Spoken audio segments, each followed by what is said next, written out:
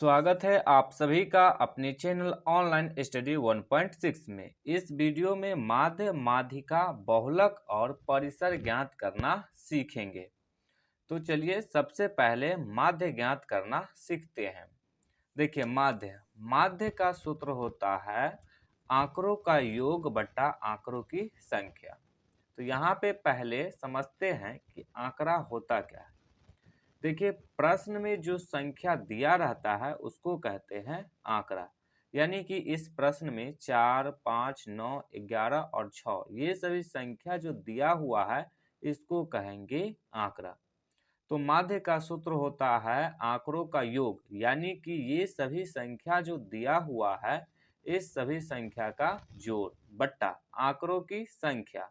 आंकड़ों की संख्या कहने का अर्थ हुआ यहाँ पे गिनेंगे कि इसमें कै गो संख्या है, जैसे कि 1, 2, 3, 4, 5 इसको गिन करके बट्टा में लिख देंगे। तो चलिए इस प्रश्न को सॉल्व करते हैं। तो पहले फॉर्मूला को यहाँ पे लिख लेते हैं। फॉर्मूला होता है माध्य बराबर आंकड़ों का योग, आंकड़ों का योग बट्टा आंकड़ों की संख्या, आंकड़ों की संख्या। तो फॉर्मूला लिख लिए। अब देखिए आंकड़ों का योग यानी कि आंकड़ा ये सभी दिया हुआ है, तो इस सभी संख्या का जोड़। तो इसको हम जोड़ के रूप में लिख देंगे, यानी कि 4 प्लस 5 प्लस 9 प्लस 11 प्लस 6। अब दे देंगे बट्टा का चिन्ह। अब देखेंगे कि इसमें कई गो संख्या है, यानी कि गिनेंगे। तो देखिए 1, 2, 3, 4, 5 5 गो संख्या है, तो बट्टा में दे देंगे 5। अब इस सभी को जोड़ेंगे तो देखिए 5 और 4 हो जाएगा 9, 9 और 9 18, 18 और 11 को जोड़ेंगे तो हो जाएगा 29, 29 और 6 हो जाएगा 35। तो जोड़ने पे आ गया 35, बट्टा में 5 है तो 5। अब इसको काटेंगे तो ये कट जाएगा 5 सत्ते 35, यानी कि ये जो आंकड़ा दिया हुआ है इसका माध्य आ जाएगा 7। तो ये 7 जो है यही हो जाएगा इसका आंसर। अब एक और प्रश्न देख लेते हैं। तो प्रश्न में ये आंकड़ा दिया हुआ है, तो माध्य ज्ञात करने के लिए क्या करते हैं, सबसे पहले जो आंकड़ा दिया रहता है उसको जोड़ देते हैं। तो यहाँ पे इस सभी को जोड़ेंगे तो 2 plus 5 plus 7 plus 8 plus 9 plus 3 plus 1 सभी को जोड़ दिए बट्टा आंकड़ों की संख्या, यानी कि गिनेंगे कि कै गो संख्या है। तो देखिए 1, 2, 3, 4, 5, 6 और एक 7, 7 गो संख्या है तो बट्टा में दे देंगे 7।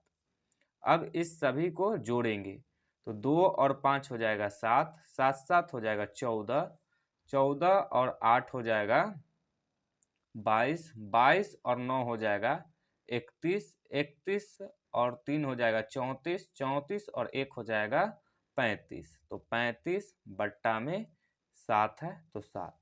अब इसको काटेंगे तो ये कट जाएगा 7 पचे 35, तो आ गया 5। यानी कि ये जो आंकड़ा दिया हुआ है इसका माध्य हो जाएगा 5। अब इसके बाद माध्यिका निकालना सीखेंगे। तो देखिए माध्यिका, माध्यिका निकालने के लिए आंकड़ा यानी कि जो संख्या दिया रहता है उसको सबसे पहले घटते क्रम या बढ़ते क्रम में लिख लेते हैं। उसके बाद बराबर बराबर संख्या दाईं तरफ से और बराबर संख्या बाईं तरफ से भी छोड़ते जाते हैं। देखिए कैसे।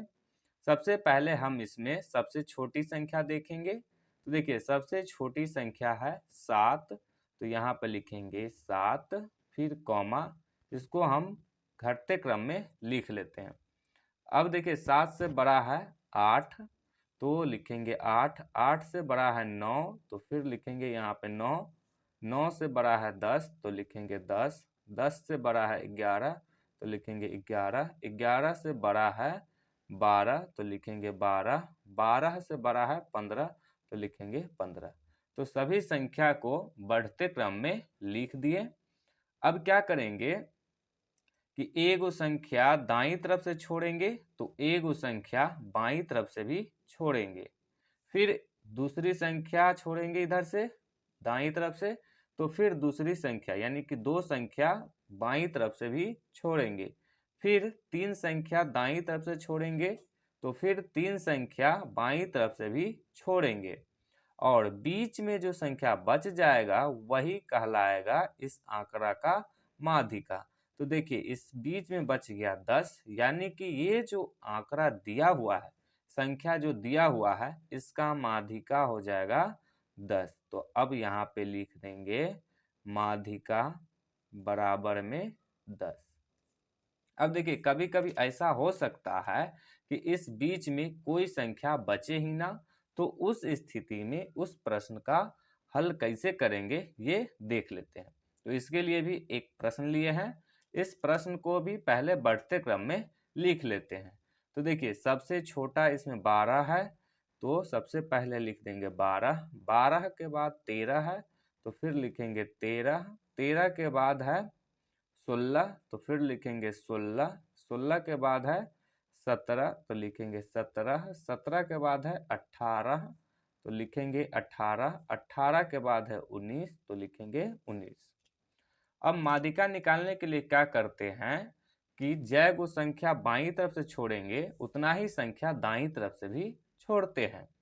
तो देखिए एगो संख्या बाईं तरफ से छोड़े तो फिर एगो संख्या दाईं तरफ से भी छोड़ना पड़ेगा, फिर दूसरी संख्या यानी कि 2 गो संख्या बाईं तरफ से छोड़े तो 2 गो संख्या दाईं तरफ से भी छोड़े। अब देखिए यदि 3 गो संख्या बाईं तरफ से छोड़े तो 3 गो संख्या दाईं तरफ से भी छोड़ना पड़ेगा, तो इस बीच में कोई संख्या बचेगा ही नहीं, तो इसमें तो माध्यिका निकलेगा ही नहीं।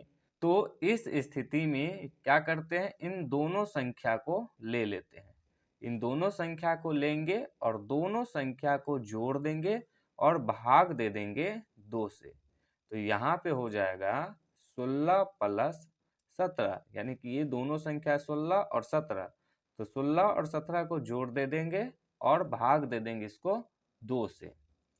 तो 16 और 17 को जोड़ेंगे तो हो जाएगा 33, बट्टा में 2 है तो 2, ये कट जाएगा 16 दूनी 32 और 2 पंचे 10, यानी कि 16.5। तो ये जो आंकड़ा था इसका माध्यिका आ जाएगा 16.5। अब माध्यिका के बाद बहुलक ज्ञात करना सीखते हैं। देखिए बहुलक, बहुलक यानी कि आंकड़ा में जो संख्या सबसे ज्यादा बार दिया रहेगा वही कहलाता है बहुलक। तो यहाँ पे हम आपको समझने के लिए लिख देते हैं, यहाँ देखिए 70, 70 कितना बार दिया है, एक, एक, दो बार दिया है, तो यहाँ पे लिख देते हैं 70 2 बार। 70 के बाद है 80, 80 कितना बार है, एक बार, तो लिख देते हैं 80 एक बार।